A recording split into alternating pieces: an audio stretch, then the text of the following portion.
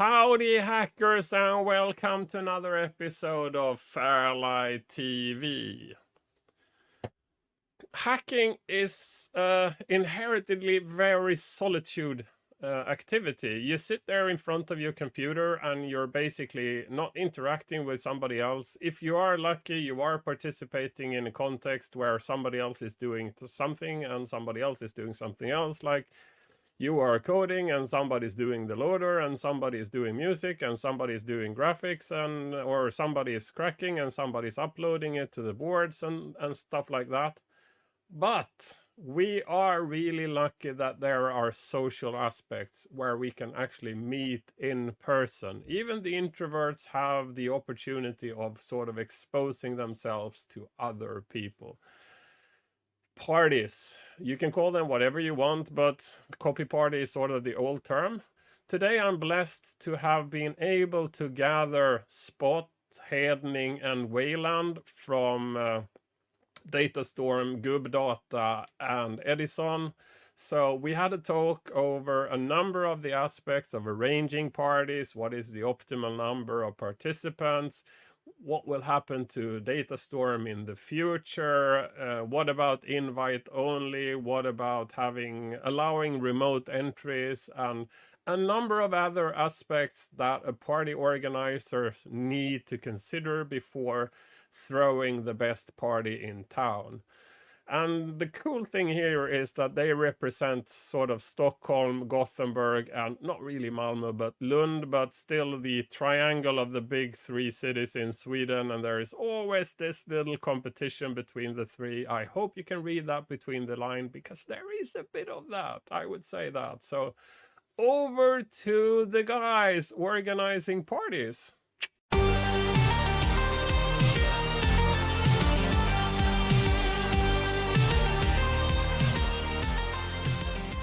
Hello everybody, and I have today managed to herd 3 different cats into the same little screen for you. I have Oskar Wayland Uveborn, who is heading Edison, and I have Johan Spot Samuelsson, the founder and main organizer of Datastorm. And as previously discussed, we have Hedning, who now is also here on picture. That's his first. But we still just call him Hedning, and he's also very keen to also promote his successor for Gubbdata. The moral successor for Gubbdata is Pågadata. It's not taken care of by Hedning himself, but by Snex. But anyway, so the topic of today is discussing parties, basically, or organizing, and the topic, the challenges, the what to do, what to not to do, learnings from having done this for a long time. So let's have a round table first. Oskar, you start. If you define Edison as a party, what do you say? What is sort of the idea you have for Edison? It's like a tiny version of the Easter party. That's basically the main idea. I thought we wanted like a multi-platform party with room for new school stuff, which was and is still quite rare in Sweden and in the Nordics. And maybe try and get a bit of more friendly sort of feeling than not the elite, hardcore experience. That part, however, I feel is extremely difficult to actually do and execute on. And so that's something that I will work on the next few years as well. And we are talking in the Stockholm area, just for you who are not Swedish here. So, and give us a rough estimate. The number of participants, how many would normally come? Normally around 100 people, fluctuating between maybe 75 to 125 in the old prime days. And how many times have you had it? The first one was 2013, so 11 times, I think. Cool. 10, yeah. And so, and again, the main difference between this and the others, if you compare yourself to the other two, have you what would you say are the main differences between yourself and those two? I generally don't go to demo parties, so I actually don't really know that well. Okay, so yeah, you haven't been to the others. That's I've also been to kind of good. Datastorm at least once. I think it was the last one. Oh, the closing one. Yeah, the closing one, which was awesome, actually. And I really enjoyed it a lot, and a very different style, and a very different sort of venue and all that. Well, I mean, knowing you a bit, I would imagine that you would like it being sort of in a club environment, sort of fringe, what's legal and what's not legal, and all of that. I would imagine you would have liked that. Yes, very much so. But also challenging, definitely, to pull through with something like that in Stockholm. I would assume. Yeah. It would need to be more like something akin to the rave scene in Stockholm. Right, let's move to Datastorm then. Johan, so again, describe Datastorm and the target audience and how big and all of that. Yeah, I guess the roots comes from all the parties in the southern part of Sweden, the C64 parties like Floppy and Big Floppy People and LCP and parties like that were quite different from most other modern scene parties. The focus was on more on the products than the presentations. Like instead of doing fancy slides and stuff, you just typed out the name on in C64 Basic, and here's the next entry, and let's go. A more rock and roll approach to demo partying, I guess. Yeah. And I think it was back in 2009, me and Jonks and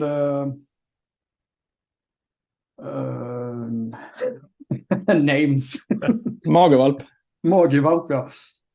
We're sitting in the car on our way from, I think it was LCP in Lund. Oh.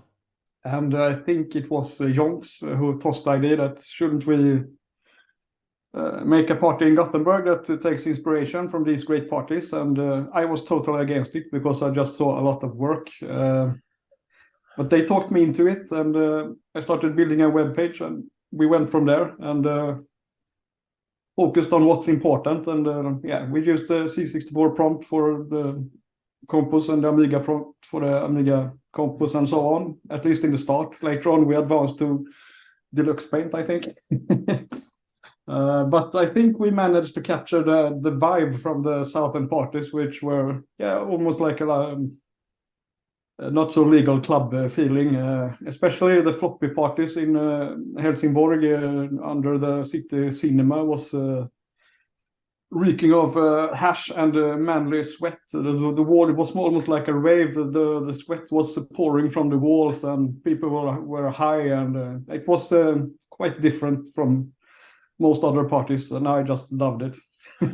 So again, just to be very clear, so this is Gothenburg, second biggest city in Sweden, and we are talking Commodore only, right? Because it's C64 and Amiga. Our motto was old computers with soul, and the other motto was that we would provide cocktail computerism. So we needed a bar, obviously, and we needed a weird bar that would let everybody sleep in the bar that is not generally allowed in Sweden. And old computers with soul, that would sort of rule out Spectrum, because Spectrum is sort of the gingers of computers. It's a soulless one. Yeah, I don't think we ruled out many old computers, but the audience decided. But we wouldn't allow XM tunes, for example, and we would allow mods, and so we had our limits, but pretty floating. Oh. But most focus on Amiga and C64, of course. A number of participants. It was I visited the first time because it was the first party I visited for a very, very long time, and I worked very hard on personally contacting old legends like you to keep to drag the other legends out of their caves, and I think I succeeded quite a bit because a lot of old school singers has returned to the scene, and I think we have me and Datastorm to give thanks to for that. Yeah, but when Six saw me, he wanted me to pay double entry fee because it was me. So Yeah, we have laughed at that many times. It was not because it was you, it was because you thought you'd get in even though it was full. all right, and so The number of and just to be participants is clear, that Datastorm I is no think more because the place is torn down. Truckstop Alaska is no more. The actual house is not there. So yeah, but how many times did you have it before it was closed? I think 10 times or something like that. 1 year we had it twice, once in the summer and once in the winter. That was when we changed from being a winter party to a summer party.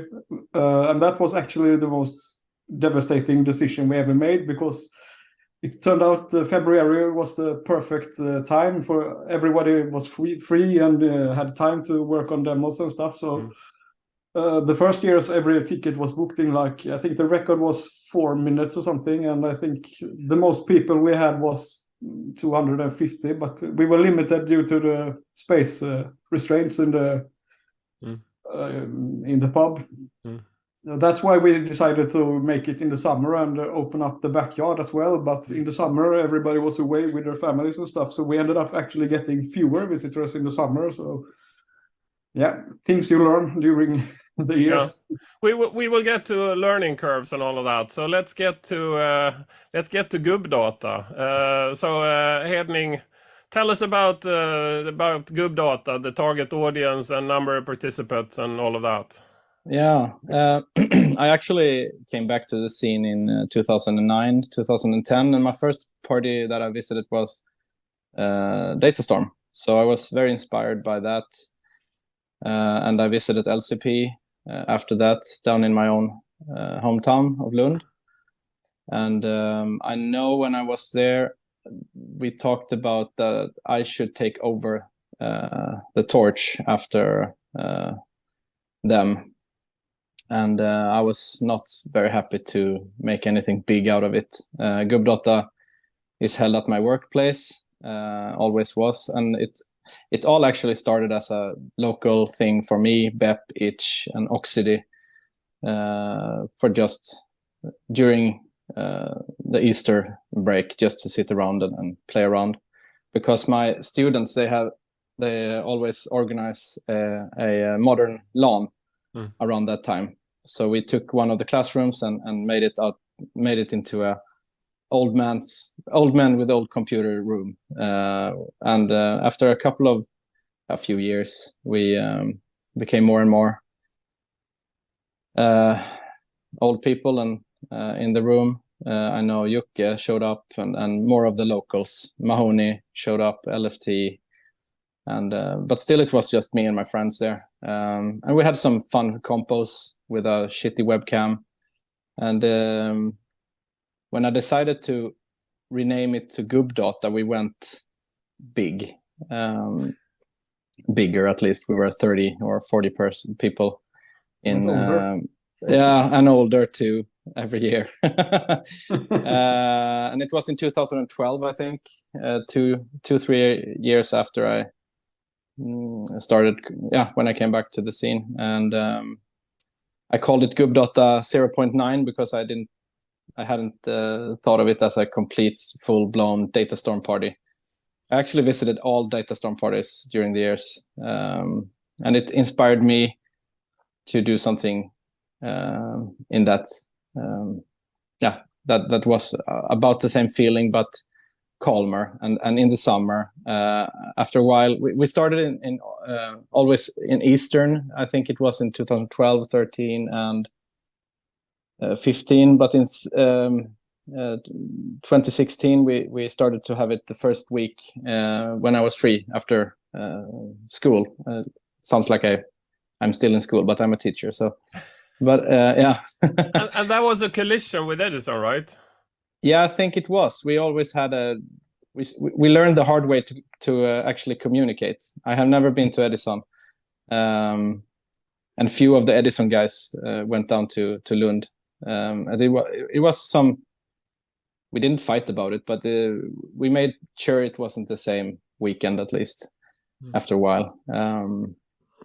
And then it just grew from there. And I'm a control freak. I had all the ideas to run it like in the beginning, me and my friends. And we had some rules that people didn't like it was invite only, for example. But that's just because it's my workplace. I need to know who is there and etc. And it was a success. It was very, very stressful. So now this year after Corona, we had 2 Gubbdatas online only during the Corona pandemic, and then I had a great grande finale last summer. And I think it was the biggest one. I think we reached about 150 people, something like that. Yeah. I thought it was absolutely capped around 100 because the hall isn't that big. But the 150 were not there at the same time. Right. People come and went. Yeah. And I wanted a cozy feeling, just like Datastorm a lot. I like the philosophy of that. It's you throw up a Commodore 64 and you write on that. After some years we created a little Gubbdata intro thing that we can write in, just like FairLight up in the north. But it was mainly me, Bep from Triad, and we had Fried, of course. After a while, he took over after Bep, one can say. And one year we organized it together with Triad when we had a 30 years anniversary, both of the groups. And we are, of course, older than FairLight, of course, both of us, with 1 year. Right. Johan, have you been to the other 2? I've been to most parties in the southern Sweden, but I've never been to Edison. Right, because Wasp and Dead Guy was 2 of the other guys who are very influential in Datastorm. They went to Edison, and so I hung around with them last year. At Edison. Yeah, we had them down in Lund too. Yeah, and they had the Amiga show there for a couple of years.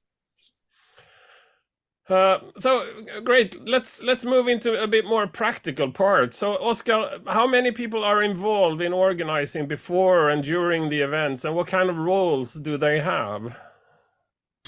Oh, that's a hopeless question to talk about, to be honest. Getting volunteers is always the most difficult part of this.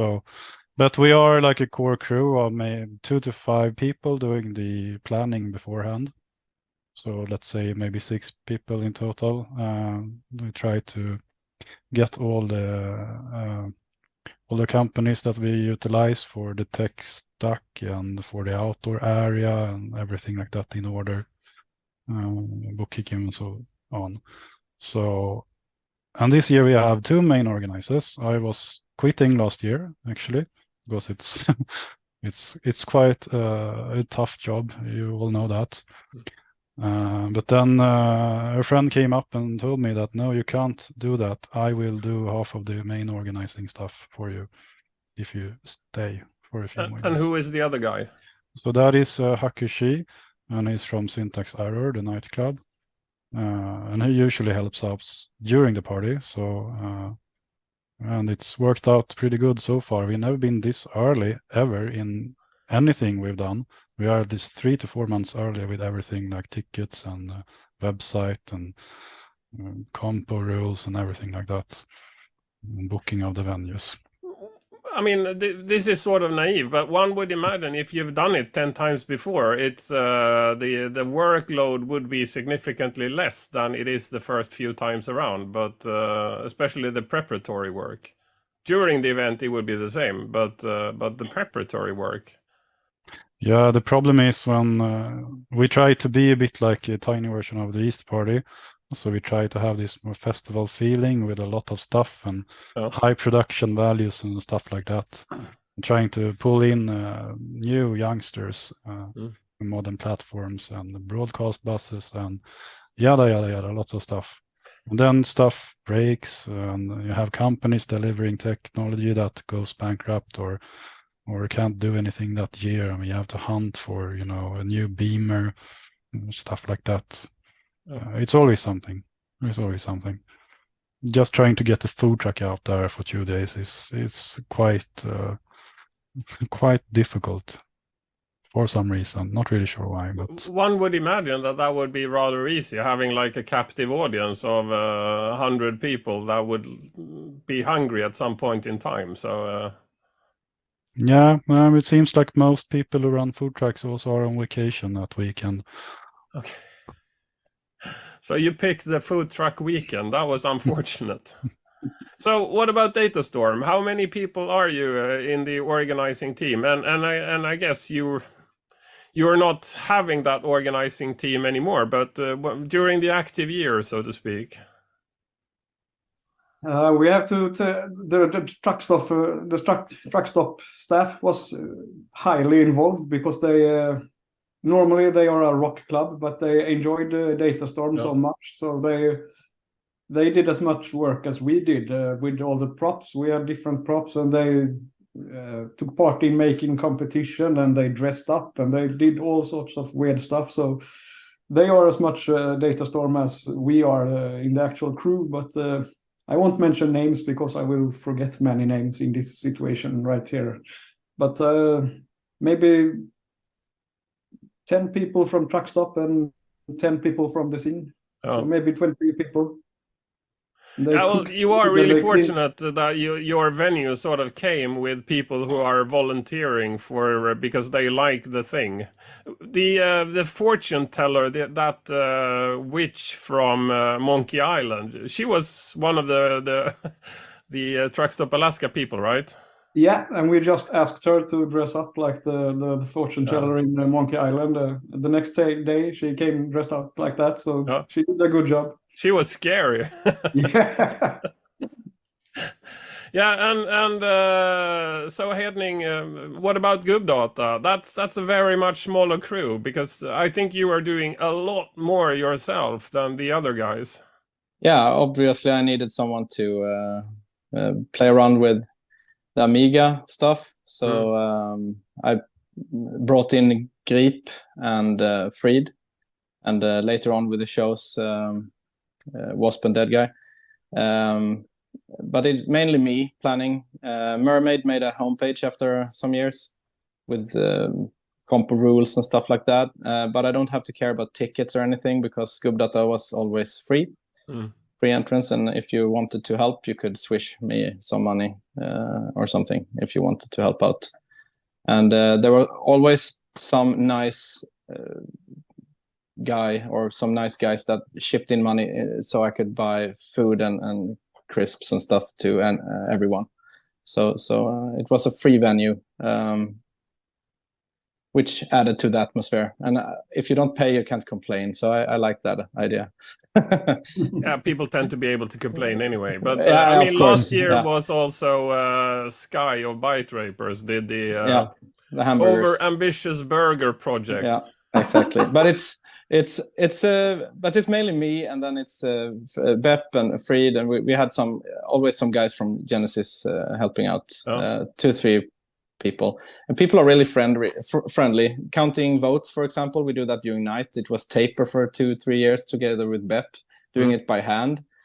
But later on we brought in LFT, who actually made a program on his C64 to count them really fast. So people and Rowdy did it last year. Yeah, Rowdy was exactly. reading from the notes, and LFT was typing them in and doing all the calculations. Exactly, and people were always really friendly and helped out cleaning out the space afterwards. But it took me two more days after the party to clean it up. People showed up and helped, so it just worked. Yeah. So let's look at the sort of history. So Oscar, what was your idea when you started it? Why did you start it in the first place? It wasn't actually me, so I sort of inherited it from Radiant, started it, and it was back in 2011. I remember now, not 2013. That was the wrong year. And I actually don't really know what his thought about starting it was, but it was definitely a lot more cool and a bit hardcore and more true demo scene under that reign. And when I came in, I just came in and like, I want a better projector here. So I was just all in for the tech part, not really the organizing part to begin with. If you bring in a finger, they will take your entire hand, and eventually you sit there and they've taken your entire body as well. So you wanted to help out, and eventually you sit there as the main organizer after only a few years. Yeah, I have no idea how that happened. I mean, Radiant was quite against trying to get the modern digital projection system into this place anyway. So that took quite some convincing, and like, look, we have the same tech as Revision. It works almost. Yeah, but Martin you always comes get some a lot fucking more from trained like up. the old retro, and you are more from the PC side of things. You are doing work for FairLight on the Amiga, so. So Johan, what about the start of Datastorm? What was sort of the idea? What did you want to achieve? There is a lot of like old school sense trying to bring that to life. I see that here with basically all of you, but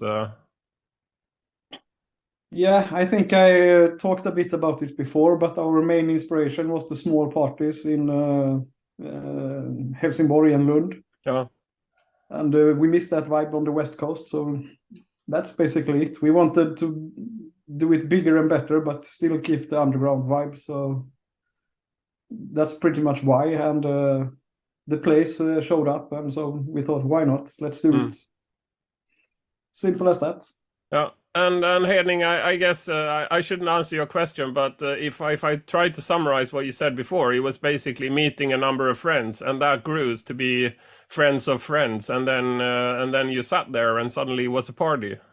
Yeah, and people showed up from Poland and Germany and Denmark and Norway and everywhere, even Stockholm. I was actually the only one that spent the Friday in Lund on Gubbdata, and then I took the train, and then I spent Saturday at Edison. I did that 2 years in a row. I saw you brought the Gubbdata t-shirt up there too. Yeah. Yeah, that was nice. A nice one. A funny thing that I have to mention is that we spent a whole day traveling around Sweden to get hold of old projectors instead of new ones, contrary to Edison. Yeah. You should ask Radiant. Yeah, there is a lot of voodoo around this. I mean, we have in the group people ripping old demos and stuff for YouTube production, and it seems like that entire collecting video and projecting video is it's a bit of the old hi-fi scene where not everything is proven by science, I would say. No. A lot of things have happened to that during the 10 years we have had Datastorm. In the beginning, there was no such thing as upscalers and stuff, and we had to find the right projectors that could give the C64 and the Amiga justice, and we were not happy until it was perfect, because many parties have had problems with frame drops and stuff, and we would not make any compromises. We wanted it to be perfect, and no pre-recordings. Everything is always run from the actual hardware live. That's pretty important to us as well. Yeah, so, same here. Talking about participation, so Gubbdata invite only, Datastorm fixed number of participants, and Edison is sort of open. Let's start with Oscar. Where do you see the pros and cons of the different types? Oh, I mean, I would love to start out smaller, but it would also be it would be nice to be able to scale up as well. And I mean, we are also stuck at 150 people in the venue. So you actually have a cap, even if normally you never really reach it. So exactly.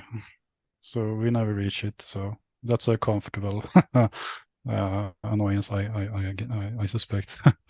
Right, and could I say that both Datastorm and Gubbdata, you needed to have a cap because the venue wouldn't support more participants, and so it was a natural thing that you needed to introduce, not to necessarily put somebody off, but out of necessity from the venue.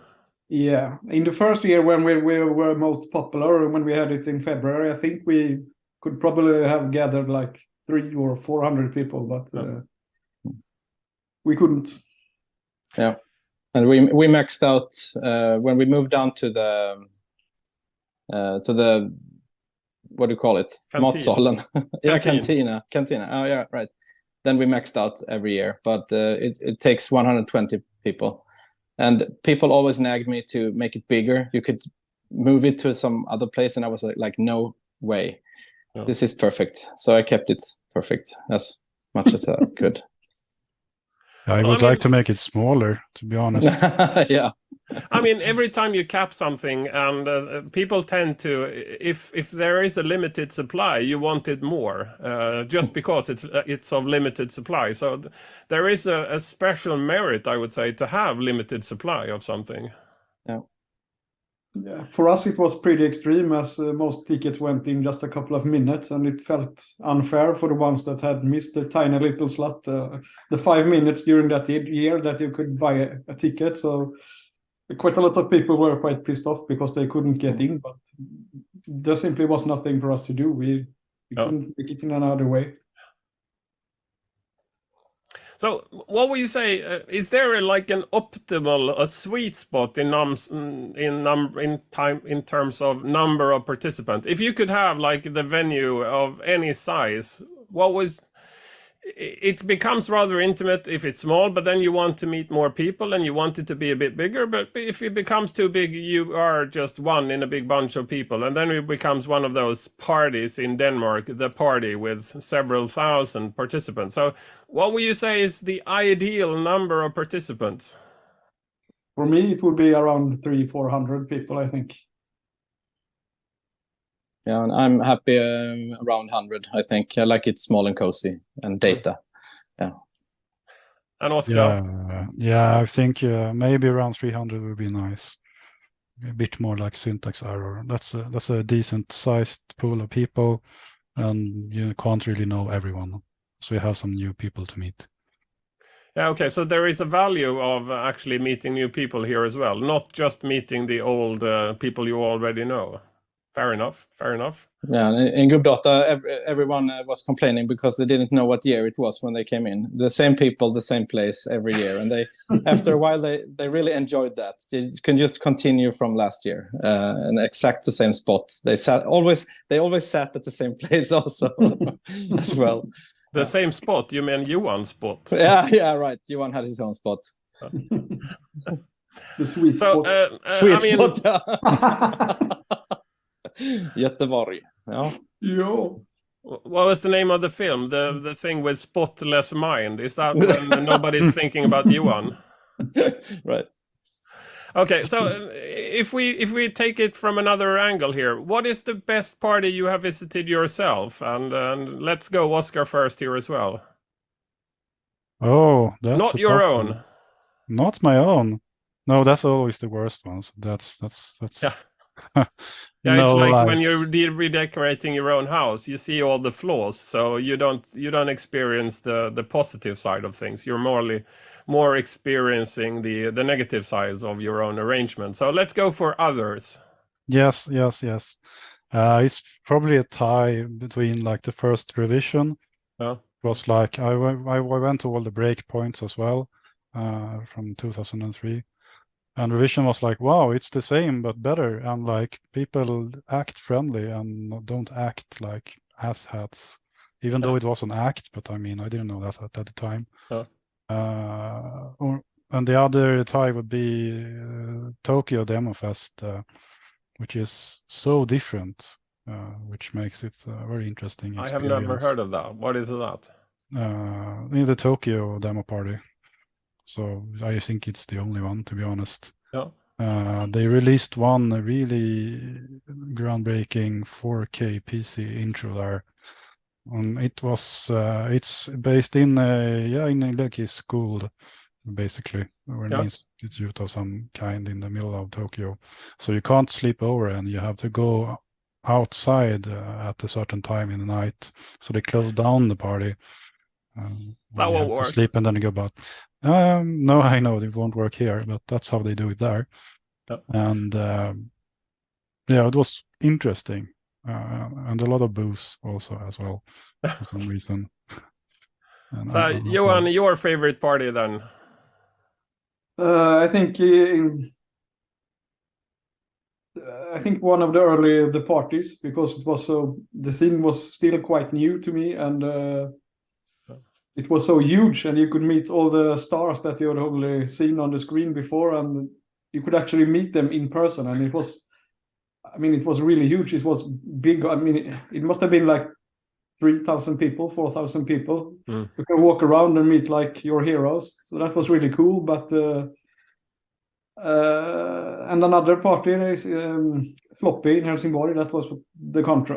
It was small instead, and it was like 100 people and really intimate and full of people that I love. So that was really great from another perspective. So yeah, I like both the big parties and small parties. And back in the party days, the big parties was all about Amiga and C64 as well. And today there's like more PC stuff, and that is not so interesting to me personally. So yeah. Yeah, Hedning, your favorite one then? Which one would that be? I think everything for me started with Datastorm, so I'll go with Datastorm. I really love that. Brown nose. And and as I said, I visited every single one, and that must count for something. But always, I remember Hackerens '95, I think, up in Härnösand. It was all about the early PC stuff. Then it was really badass and big, and yeah, I liked that one too, but it almost too big. X is like the Oscars. I like X very much, but as older as you get, you like the coziness of Datastorm and yeah, the smaller venues. Yeah. So I don't know if this is a rude one, but let's try. Or is there a least favorite party? Or if you don't want to pick one, then at least say there are aspects of parties I don't like. What is sort of a turn down of a party? Name one if you can, or if you want to, but feel free to just like go with what's not so cool. I have one that promised a whole lot every time and never kept a single promise, and that is Compass Fair in Uddevalla. They always promised huge prizes and totally weird stuff. So your expectations were up here when you went there, and every time it totally sucked. Sorry, Compass Fair. You did your best, I guess. So, and if you isolate, you were expecting large rewards, but you never got any. Yeah, they promised all sorts of weird things, like people from, I don't remember the details, but like people from Commodore being there and blah, blah, blah. Right. Well, I mean, it sounds a bit like, what was the party at Samsø, where I guess Sensor got number 2 spot in the demo competition, and they were... And the organizers didn't have any money. They didn't really have any money, but they were so angry with Sensor, so they actually brought one of the organizers to the bank and forced the organizer to extract money from the bank to give them their prize money, because they expected to get their prize money. Sensor style. Yeah, Sensor style. Horizon, who won, didn't get anything. With the small parties back in the day, I don't know how they did their calculations, but they always promised like 10 or 20,000 for the first prize in the demo competition, and it never happened. Partly due to the visitors who destroyed the places, I guess. Yeah, money went into that. Yeah, Hedning, your least favorite one. It must have been when Frid took me to Tearsac in Denmark. And I was like bringing my C64. I had no clue what it was. Never looked into it. And I came there and it was all PC and Gabber music. And I was like completely in the wrong place with the wrong computer. It was a great party, I guess, but I couldn't be in the main hall because of the music. I wanted the coziness and my Data magazine to read and take a nap in the corner. So it ended up with me, Wasp, and the Dead Guy and Frid sitting in the cafeteria and talk about Datastorm and Gubbdata instead. Kind of. I mean, I'm not supposed to That's answer up the to me. question myself, but I have to point out this sort of installation. There was I think this was in Gothenburg, and yeah, there was Fläskkvartetten on stage, so it was a lot of like arty stuff, and they were Are you showing talking tech about stuff. tribute? Sorry, what? Are you talking about tribute, maybe? No. This is not like a normal party. This was normal people, like not us, buying tickets to go in, and there was a little part of a stage which was sort of these are the hackers. So we were like 5-10 people, us, me there, and Boogaloo from Horizon was there, and yeah, a few of the others from Horizon, and we were sitting there playing with Amigas and C64s, and people were looking at us because we were sort of subjects that people were watching. That was really annoying. A zoo. And That's funny. What was the knowing name of the me, party? that we couldn't control ourselves, so we started playing Ahmed for like 3-4 times. No. And that is a very non-politically correct animation. It's hilarious, but yeah, didn't age fully well according to normal standards now, I would say. What was the name of the party? I don't remember. I did have this yellow T-shirt, but it was sort of a hacker conference thing. Yeah, I don't remember it. I should ask Boogaloo about it. He should also remember it. I think tribute was also held at a bar in Gothenburg. So they were actually first by moving the demo party to that kind of location. Right, yeah. Tribute by F4CG. Yeah. Newscopy was sort of the main organizer. Yeah. But that was in a school, wasn't it? Like a big yellow brick school. Oh, maybe I got it wrong, but I think it was in a bar one year. Maybe not. I might be wrong. I've only been to, if they had it more than once, I was only at one, and that was for sure in a school. I never visited them, but I heard stories. But I might have it wrong. Yeah. Okay. Yeah. Urban legends aren't always true. So. No. So, Oscar, what would you say is the major challenge? What is sort of the thing that keeps you awake at night preparing for Edison? Oh, that's a tough question to answer, to be honest. Sourcing volunteers has become easier. It was a big pain the first 5 years, I would say. Now we can easily gather maybe 20 people to man the info desk and stuff like that. Logistics, super challenging. Get all the computers and stuff and stageware and stuff over there. Not a problem anymore. Easy to just get a truck and do a tour that we have done like 3-4 years now across all the storage spaces that we have in Stockholm with all the gear we have collected during the years. So yeah, I think the biggest challenge is sort of, I would say, marketing or reaching out and still to try and get new people into the scene, and because I think that is the most important part. Even though it's really nice and cozy to have like just old seniors hanging around and having a really good time. But our goal is at least to try and reach out and to renew the scene. Yeah, I mean that's absolutely a golden ambition, to try to embrace new people and kind of lure them into our community. So that's absolutely great. What about economy? Is that a thing, or do you worry about running short? Yes, sometimes, especially past 3-4 years. If you skip the pandemic years, definitely. But it's never been that much money that we can't really handle it. It's possible to sort of handle it on the side privately if shit hits the fan, to be honest. But yeah, it's been tight the last few years, and this year we've got the increases in cost is ridiculous. The venue fee has doubled, but we got one final old rent this year, and I have no idea how to handle that next year. So yes, definitely. Yeah.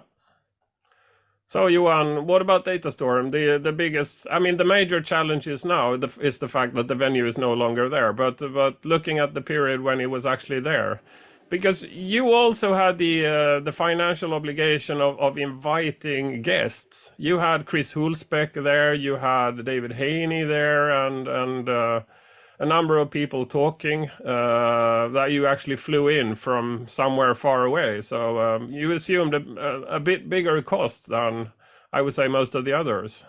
Yeah, we had a few sponsors, not every year, but the later years, because I'm not happy if the next Datastorm isn't better than the last Datastorm, and to make it better required more money. And so the sponsors made sure we could fly in like the VIP people, and so they could do their talks and just hang around and get drunk. But a lot of the money also went into like tossing out freebies and free candy, food, or stuff like that, and I enjoyed that. So I try to rise in the bar every year, and it took a lot of work. We had to start an organization for one thing, and that was where Wasp did his main thing, like setting up the organization and running it, and he's still running it and paying a year. Is it a company or? No, it's a förening. It's a förening. Okay. Yeah.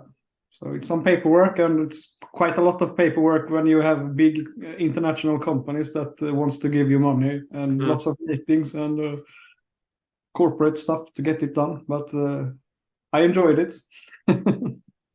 Yeah, well, I guess for most of us, if you could make it equally good in a new location, that will be good enough. So don't try to stretch it and break your back in the process. It's better that you have it than you not have it. We'll never find a place like Truck Stop again. So if we ever do it again and want to keep the same underground vibe, it will be a place for like 100 people. And sadly, it will probably be invite only, and no big stars if they don't decide to pay their own plane tickets and their own expensive nuts and stuff like that. Future of Datastorm needs to be so keep watching. We will have that in the end, so that will be a cliffhanger. So Hedning, what would you say the biggest challenges in holding a party and all of that? Finance wasn't your thing because it was a free thing, and so you always assumed the cost. Yeah, I of course all of the equipment were my stuff, everything, my own stuff, and the big thing for me that kept me awake at night was, will it work this year? Again, to pick up the boxes I threw together last year and try it again, and it worked. Silver tape and duct tape and stuff to get it working. The compos, entertaining while planning them, very stressful, but that's about it. During the COVID years, people really helped me with the equipment. I needed a FrameMeister, I needed a streaming equipment and stuff like that, and I couldn't spend all that money out of my own pocket, so people chipped in and helped me, and that was really nice. Other than that, no, it was just the same as last year, and we went by the traditions. So if I tried, your main challenge is your own physical labor, and part of that is the fact that you would like to control it yourself. So you are taking that on yourself. So and everybody is a limited resource, including you. Even if you are quite resourceful, that also means that you become a sort of a what do you call it? A limiting factor. Yeah, of course. But I must say, all the help people did during the years, very important. I wouldn't have pulled it off myself. Absolutely not. Yeah, because you also helped with, I know, MysData, so the stream, and you know how that should be done by now. So at MysData, you just set it up and organize the compo machine for them and all of that. So yeah, everything, I know it, and I will do the same at Data this summer. So I will show up and have compos and scream in my megaphone and stuff like that, like people are used to. I'm very Great. much looking forward to Pågadata. I have Nice. invited everyone I know. Good. I will for sure be there as well because my summer house is like 6 kilometers away, I think, or something around there. So Yeah, and How many if beds? if Gubbdata will come back one day, I really had this idea of taking the Datastorm logo and add Gubb in front of it. That could be Gubbdatastorm would be something special. We'll see. Gubbdatastorm. Yeah, Yeah, that but would that be would awesome. need to be in like Halmstad or somewhere in between. Yeah, at the Eslöv. beach. Eslöv. Yeah. No. Or we just break into Furulund, the old party place from the 80s. It's still there. They will wreck it, I think, soon. But that's also rather limited. How much people could you squeeze in there? 100, not really more, right? Yeah, you were there. It's Yeah, Furulund yeah. in the 80s, right? Yeah, So you but know best. I haven't been inside this place. okay. It's legendary. There are pictures from Kvällsposten where the local tabloid was there interviewing Viper of FairLight, not really understanding what he was saying. So he was talking about lamers, and in the newspaper with a reach of several 100,000, it was interpreted as laymen, people, law-abiding citizens. Like, no, that's not what lamers is. Layman. Yeah, that's good. Yeah. Okay, so I mean, this retro only and embracing new aspects and trying to reach out for new people. Let's start with Hedning now. What's your take on this? I mean, the ambition of looking at new stuff and also bringing in new people rather than just having entertaining the same old people. I want to remind you of what Johan said before here. To bring in old people is the thing. And I think we did. Both Datastorm and Gubbdata brought in old legends back into business again. And that's mostly what I did. I don't think many new seniors were born during the Gubbdata years.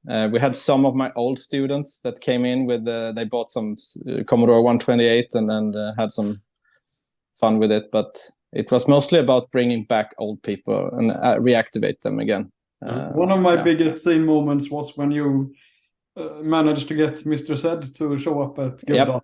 I had worked on him some years earlier, but he refused. But you brought him back, so it was fantastic to meet him and talk to him and force him to come to Datastorm. Exactly. And that was a nice one. Yeah, we had I'm some not legends really coming looking for in. new people. I'm looking for old new people. Yeah, I'm looking for old people. We actually have a Gubbdata manifesto that I wrote together with Mac X. It was published in Vandalism News. You can read that and you get the spirit of Gubbdata. Of course, we're not against new people, but the older ones are interesting. Yeah. Johan, you talked a bit here. Is there anything you would like to add before we hand to Oscar here? No, go ahead with Oscar. Yeah. So you, Oscar. So the current platforms and new people versus the same old retards on the same old retarded platforms. Any take I on mean, that? to start with, I think we should break it up. The platform is one thing, and the age of the people is a different thing. Yeah. So bringing in new people could still be for old school parties, I think. I wouldn't say a lot, but I can see there is interest in old school platforms among the youngsters out there, at least here in Stockholm.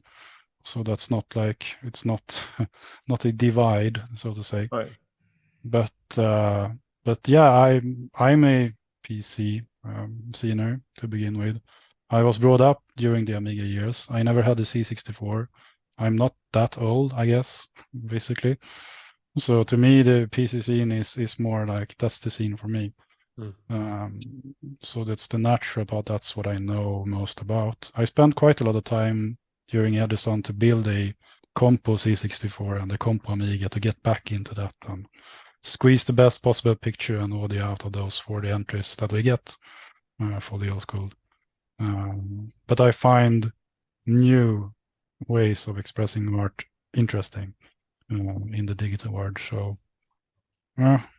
I don't. I'm not pro the multi-platform modern style in any way. I think there is no Pontus froze. Oops, sorry. Hedning, what's the lower age limit to get into Gubbdata? We have to go into people's brains to see how old they are mentally. That's the interesting thing. Yeah. I think there is like a practical cutoff with alcohol to be legally. Like there are quite a few parties financed by different organizations that disallow alcohol to get in really young people, like 15, 12 years and so on. And that doesn't really feel like the demo scene to me yet. That's how it actually started out for me. I mean, back in the days, it was Coke we drank. Never went to junk to drink alcohol. I was like, I don't know, 13, 14 at my first parties, and alcohol was not an option. But people were talking about Jolt Cola a lot, and also caffeine pills, right? Yeah, that was the hardcore stuff. All right. Yeah, I went to copy parties when I lived back in Kalmar when I was around 15. And there was not any booze at those parties, but there were definitely Amiga sceners there. I guess it changed as we got 18 and older. Yeah, I guess.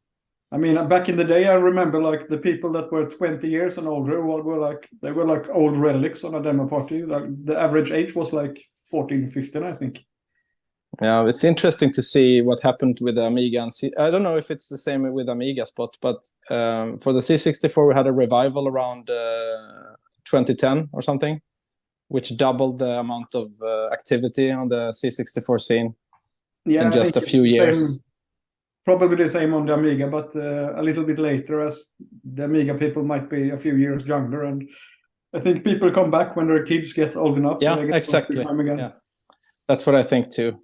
Yeah. Some years to just... revival is a lot bigger than the Amiga revival, I think. Interesting. I always liked the PC scene as well, but then we are in 486 and Pentium era, so it's even that's the scene I knew in the PC scene. But in this, I like the locked down platforms. Like C64 is always a C64. I don't know what I'm watching when I'm watching a PC demo today. Is it some MTV thing, or is it? I don't know how it's done. I don't know if it's impressive. I don't know anything about that because I don't know the hardware. but I guess one of the aspects there is that you enforce artificial limitations like the 64K and all of that. I mean, there are stuff like that on the C64, but it makes less sense than on the PC, where you limit the amount of data you can have, the footprint you have on the actual hard disk or whatever, or in memory. So. Yeah, but then you have to have a monster PC, right, at Edison to just be able to... That's one of the big problems to get a couple of those every year, yes.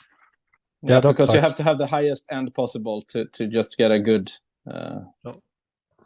good effects and stuff, no lagging and stuff like that, I guess. I don't know. The winning PC demo from Revision, the FairLight one, I should say, of course, it was the FairLight one. That was 1 gigabyte. So I mean, if you compare that to a normal C64 demo, it's like a few 100 kilobytes. It's minuscule in comparison. Yeah. But modern PC demos to me is not demos. They are more like art installations. Only the imagination is the limit. You can do whatever you want, and it's more up to the artist than the coder, I guess, to make something that looks beautiful.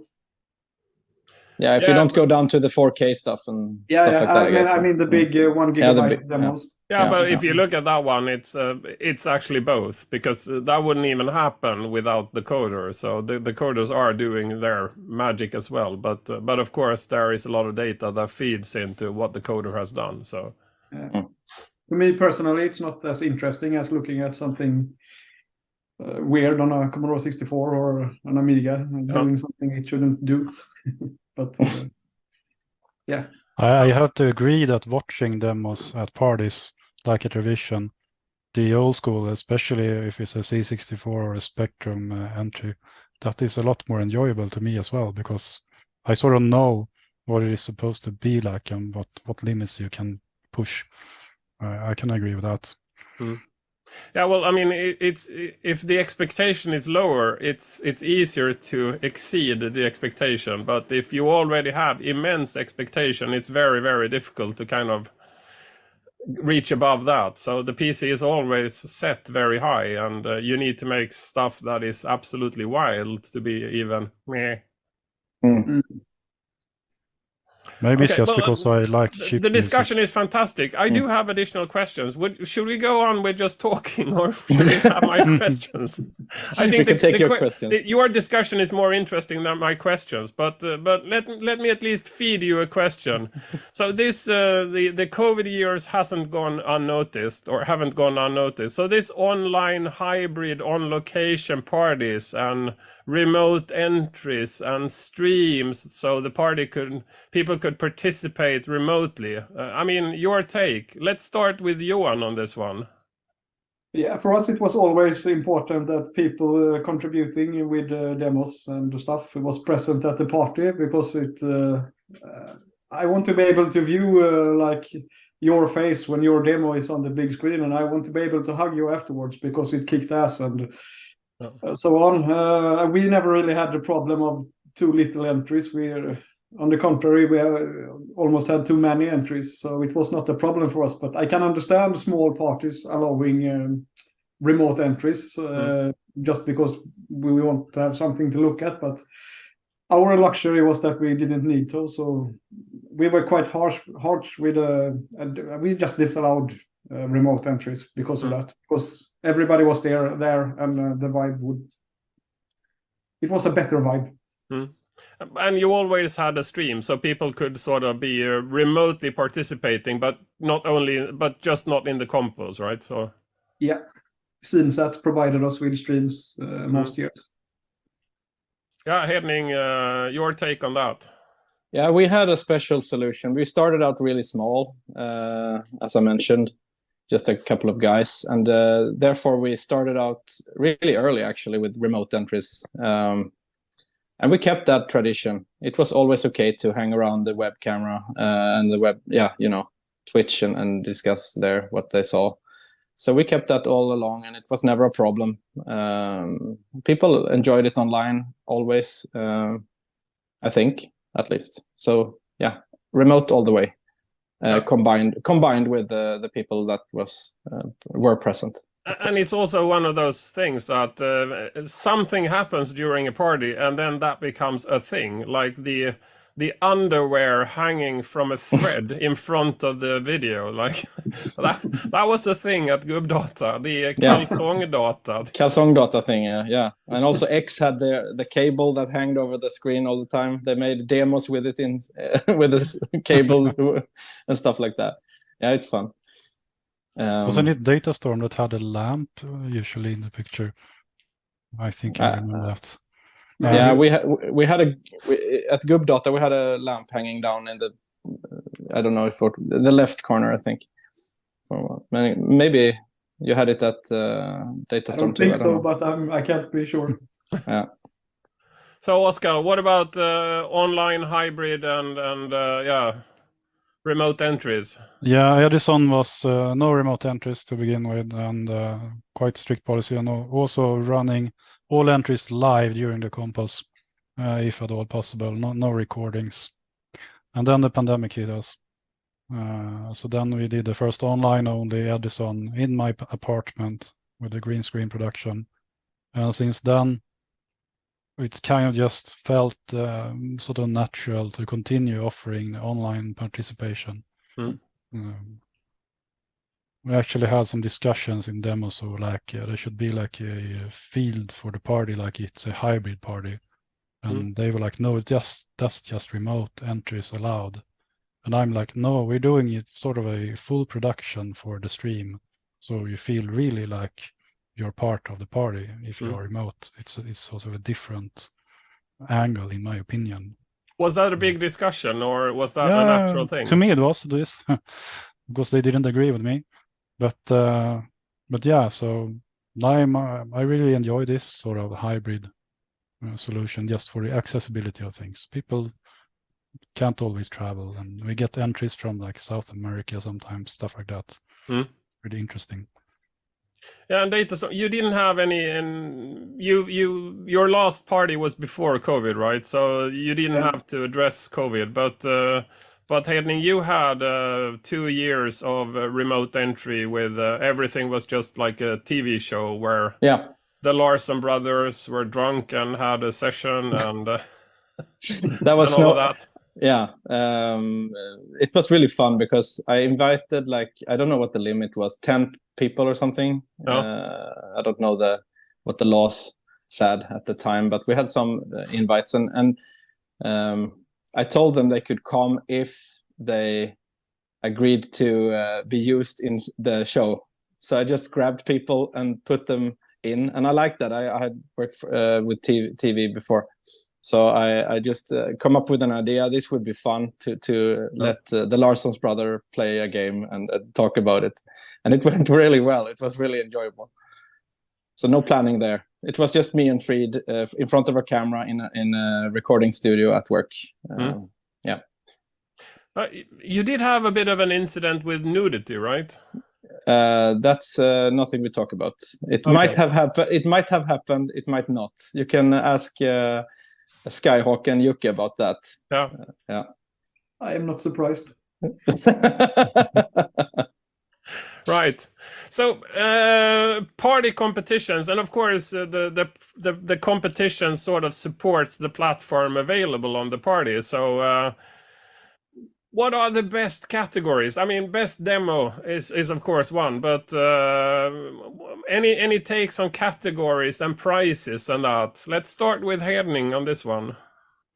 The best compo categories. Yeah, how do you see like you structure your compos so that Well, we they started become out with interesting? yeah. We always started with the music, but just as I think it was Datastorm that moved music to Friday instead because and that was a really smart idea that we adopted because we got like, I don't know how many, 30 entries, Sid, and then Amiga music on that. It was just, we were, one year we were up and watching the last demos at 3 in the morning, 4 in the morning. It was ridiculous. So we had to move it next year to Friday. So music on Friday, then graphics, different categories, and then demos last. And in the front, we also had some fun compos. I remember we started out with the Skåne compo, and we had Eddie Medusa music compo. We came up with funky ideas to inspire people to do stuff, and they did, and it was really, that was always the most fun part, I think. Fun. You had this the 80s thing. Yeah, 80s. I know Fegol, who's won with his Commodore marketing thing. That was exactly. And we actually voted on in a Facebook group where everyone that participated, they were in there, and they voted on like 20 ideas, and yeah, we went from there. Eddie was my idea. Yeah. Yeah. So Johan, any take on competitions? The best one. How do you approach that? Do you always have the same? Did you always have the same, or did they evolve? No, we introduced new categories during the years, and the most surprising and successful one was color cycling. Because I always imagined it would be graphicians who would enter that competition, but it was like 2% graphicians and 98% coders, and the entries were totally mind-blowing. And we also gave the ASCII scene a bigger presence by having I don't know if we reintroduced it or if we reintroduced the ASCII competitions, and we always beat on the big drums for the ASCII competition and played hip hop and made it a big thing, and it was really, people liked it, and we got a lot of entries. And but of course the demo compos are the ones that are most important, and Amiga first and C64 last, because it was always more entries in the C64 compo and usually better entries. So yeah, that's where the FairLight one came. So it had to be like. So, Oscar, yeah, demo competitions in general. I know you had a number of like weird ideas here. You had like live drawing compos and stuff like that. Yes, definitely. I mean, we want to have shader showdowns, of course, but either people are shy or maybe not that skilled at shader coding in Stockholm. So I just thought that let them draw in however way they want, so and get people to watch them and see how they actually make art. So yeah, that's been a mainstay for several years now with the live graphics tools. We have two people on stage drawing for 15 minutes according to a made-up theme on the spot to add some sort of framing or limitations to it. You also had like sort of open technology. The five finger punch guys, they tend to do stuff on weird platforms, and and that has also been one thing at Gubbdata, where Shadow has been excelling in his fantastic, together with Vanya, I should say. Together, they have made absolutely magnificent art on the weirdest platform. But that has always been a thing on Edison as well, with weird machines. And there I know Five Finger Punch, but they aren't the only ones doing weird stuff. No, we had some youngsters actually new to the scene and made some holographic demo 1 year. So we had to set up stuff on the stage and make it work. So we're open to that, and that's quite a lot of fun.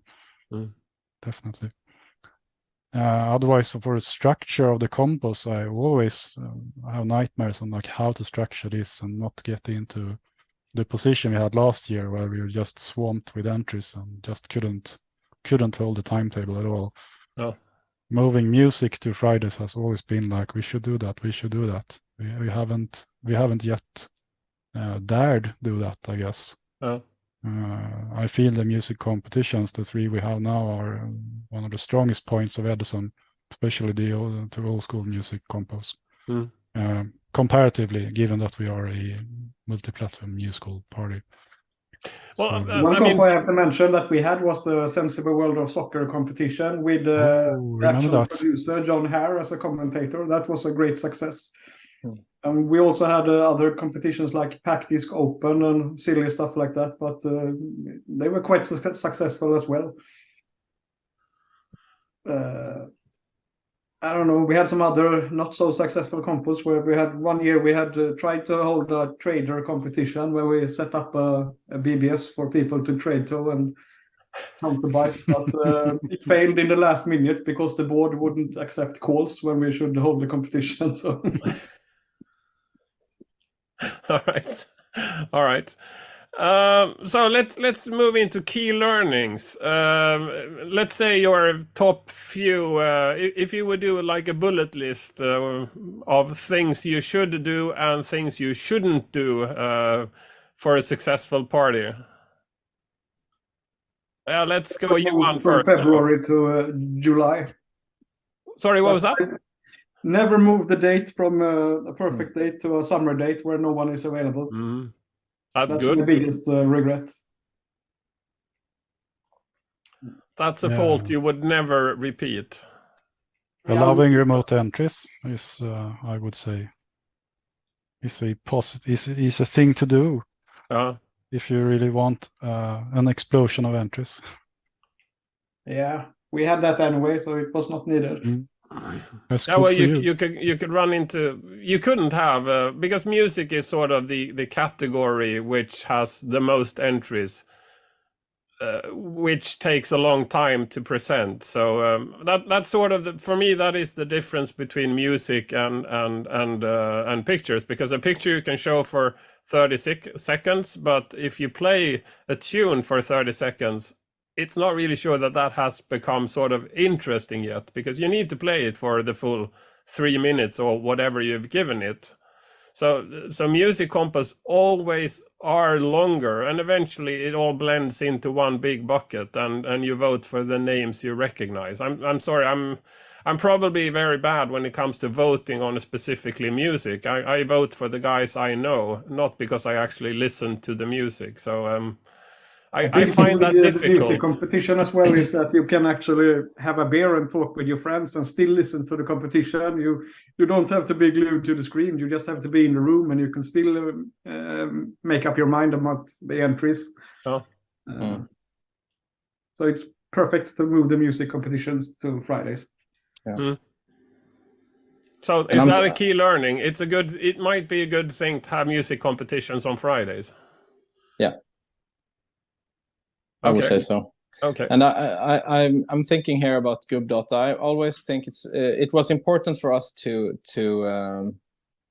have some kind of conservative tradition, to hold your tradition, to be some find your gimmicks, find your things that come every year that people recognize.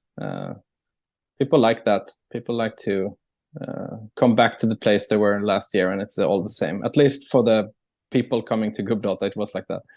You are the gimmick, so I think you should hold I am at your house. Yes, I am the gimmick. Yeah. Well, I mean, there were a number of those. Bepp blowing his water can, and Pernod doing the traditional wheelchair rally, and so and we have stuff like Kalsongdata. Yeah, and me and my megaphone and everything like that. Yeah. All in Danish, of course. Yeah, in Danish, always translating to bad Danish, and people thought I was fun. Yeah. I can be entertaining, I guess, if I need to. I don't really understand that, but I do acknowledge the fact that talking Danish is funny, but I cannot tell why that is funny. That's because it sounds like a drunk Swede, so that's fun. I'm not really sure the Danes appreciate the same, but well, whatever. Well. They never understood my humor either, really, or my Danish. So I don't know if I did a good job. They keep showing up at the party, so I think. Yes, they did. They did. Okay, so looking at the future now, I mean, Edison is moving on, and it has a continuation. It keeps repeating itself every year. Gubbdata has ended, and now we have Data, which is sort of the moral successor. So the question here is for Johan. What about Datastorm? There is nothing decided, but every time we meet, we talk about it, and we always scout for new locations. Yes, love. When we're out drinking beers, it will never be the same, but there might be some kind of Datastorm or Gubbdata in the future. Who knows? Ooh.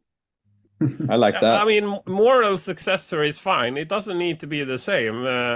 Moral successors could work equally well. So I think the Datastorm brand is so strong, so we will always keep that, but it will not be the same, I guess. Or maybe it will. Maybe we just talked about another location the other day.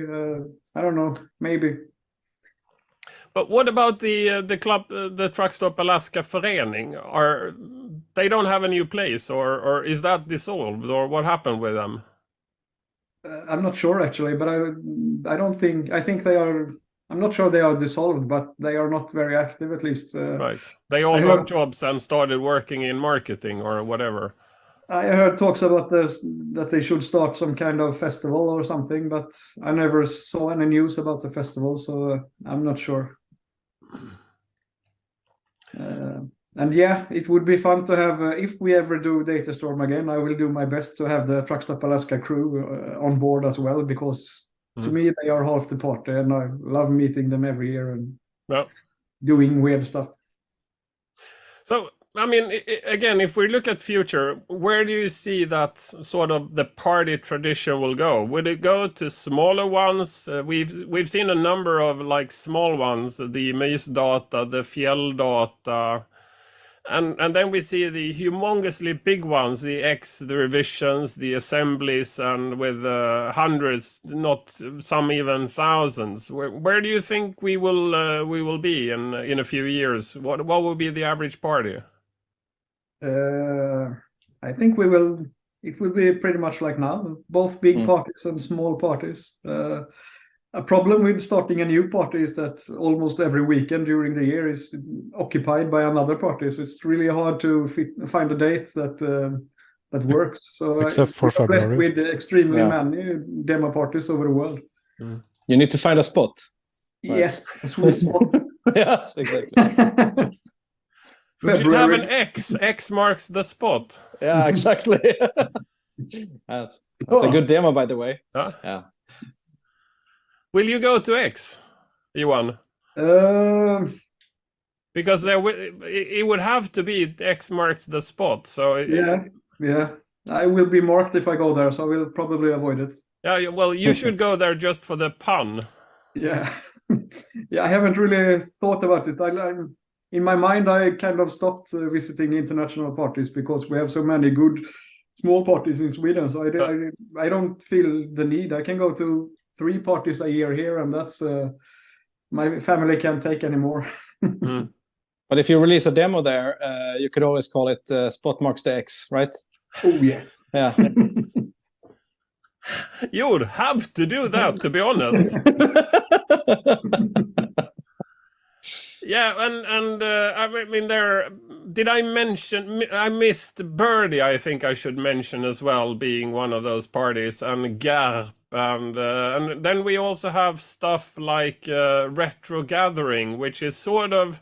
It's not seen. It's more like people gathering for hardware and stuff. It's buying and selling. A bit more like, to be honest, like American parties where people gather and there are tables and people are selling stuff, and there is sort of healthy discussions around that. But it's not sitting down and drinking beer and coding. It's something else. But it's still sort of an activity inside sort of the scope of what we are doing. But Oscar, you are also doing other stuff. You have been doing demo öl, which is there is a demo öl in Gothenburg, but your demo öl was actually beer and somebody was playing demos in the background. So there was actually not people from the demo scene, but also playing demos on a projector. Yes, of course. We do that every month here. And we play back all the entries from the last month, like top 3 demos from various parties. And obviously, like in March or in the end of February, there is nothing to show. So there are no parties, basically. Then you can do retro stuff. Yeah, exactly. Then I can choose some good old Amiga demos to show. Is this the thing at Sjätte Tunnan? Yeah, exactly. So then random strangers come by and have beer and watch this art exhibition, basically. Yeah. That's what they think it is. And then we can explain to them what it actually is. And if they are technically inclined, some of them get interested. So. Yeah. How many percent of the visitors are non-sceners? Half at least. Cool. But I mean, it's not a very big bar and experience. So between maybe 15 to 30 people at max. So it's the demo scene people and the regular Joe that is always at the bar that is there as well, or basically, yes. So I do this bar thing every Monday, so once a month it's the demo scene theme, basically, and that usually brings the most people. Yeah, so Sjätte Tunnan on Mondays. That is the yeah. What's his name? The owner of that. Joel. No, I'm more thinking the Eurodisco guy. No, that's a different place. You're thinking about the Viking. Yeah. Place. Yeah, this is a medieval place. It's totally different. Medieval and Viking. That would be very similar for me. But yeah, well, anyway, I must have mistaken. I've been on Sjätte Tunnan a few times, so it's a very nice gathering, and it's the thing. If you are comfortable with new people, then that is an excellent thing. If you are keen to meet new people, but if you are sitting and things only happen well inside your comfort zone, you only want to meet the same old people over and over again, then this is scaring because it's too many new people then. But yeah, Oscar, I think you are doing a great job trying to bring in new people and marketing sort of our expression of art for people outside of the hardcore nerd scene. So keep doing that. You are doing a great job. Thank you. I definitely will. Great. So I sort of ran out of questions. Anything else you would like to add? Any final thoughts? We should create a train demo party in Sweden. Eslöv to Lund. So- Can we change the front of the train to Kågård's classic pixel train, maybe with the horns and stuff? yeah, right. Yeah, well, have I- we have done FairLight stuff on ferries, and that is very convenient because the benefit of a ferry is the fact that you can sit on a ferry. It's not, if you do bar hopping, you eventually lose people on the way. Whereas you are on a boat, they are on a very kind of closed proximity. So Ferry I lights. would recommend ferries over trains. Yeah. But I have a question for you, Pontus, because you are the old guy here. Thanks. Yeah, and the legendary parties from the 80s. I know Furulund Yeah. is one of the biggest Swedish parties for the Yeah. C64 scene. What would you say are the best memories and experiences from back then compared to where we are today with the parties? Ooh, this opens for a number of things, but well, first of all, the two most distinct memories is from Slagelse. It's this was my first party. I didn't dare go to any parties before that because I felt. And when was this? 88, I guess. Okay. So I sat down with a few of the other guys and next to the Horizon guys, and after like an hour or two, Strider entered the room, and he had Black Shadow like that.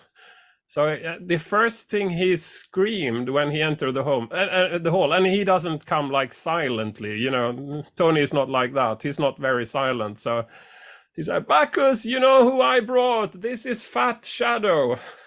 So he started in this first 10 seconds. He did fat shaming.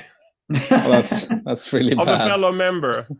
Yeah. So that was one thing. The other thing was K12 puking in one of those connectors. So I asked about the best memories. Okay. It blacked out all the computers for the Horizon guys because they had a short, and I've felt stuff that smelled nasty, but nothing comes close to that. Electrocuting puke. I cannot recommend that in any way. So that's your good memories from the old days. But to be honest, I mean, when you are young and this is sort of new, everything is fantastic, and a number of things you take for granted, and you only like fully appreciate having been part of that 10 years after. It's like when you get a new job and you do interesting stuff on a new job, that's just your job. But 10 years after, you look back and say, wow, I was part of that. That was really cool.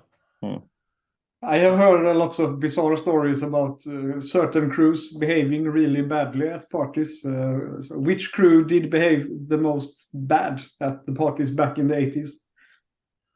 Yeah, I think that would be a tie between Sensor and FairLight, nicking calculators from that school in Gothenburg, or if it was Vårby, or useless stuff, just breaking stuff for no good reason. And I've heard stories about people peeing into other people's computers and.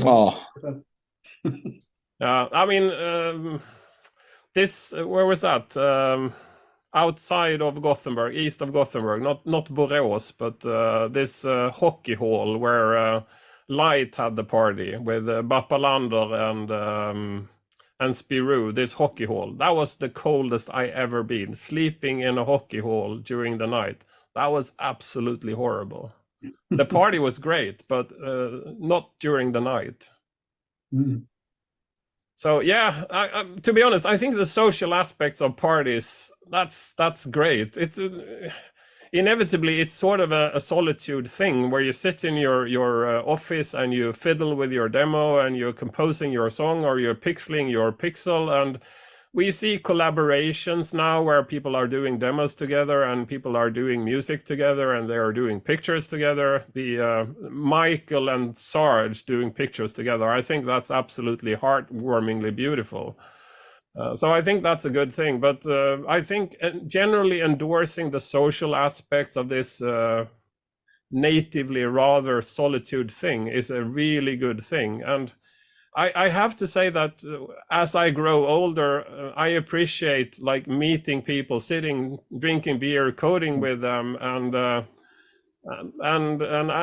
to be honest, that's part I loved about both Datastorm and also Gubbdata, that it was reasonably small and not very noisy, so it was possible to have like a reasonable conversation with people, because I like the talk, the social conversation. So Yeah. So that's far, why so when I go to Edison, I sit outside. I rarely go into the hall. I talk to people outside because I like their company. Sofas are very nice at parties. Sofas and the stash of Dator magazine. Yeah. That's great. Yeah, and I have a special ego boost, you know, around the Dator magazine, of course. So I can, I wrote this, and no, there's a picture of me here. So I always have that extra bonus of Dator magazine. Yep. Super, guys. I think this was like around 100 minutes. So I hope that people would find this interesting. I found it really entertaining and also very enjoyable. And these are really social guys. And you should see how hard we actually fought to find a slot where everybody was able to participate. And I'm also truly amazed that both Spot and Hedning are actually on video. That was also not something that came easy. So appreciate that, because it came with a prize. Yes. Super, guys. Thank you so much and all the best.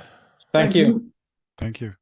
That was everything we had for today. I really enjoyed the talk.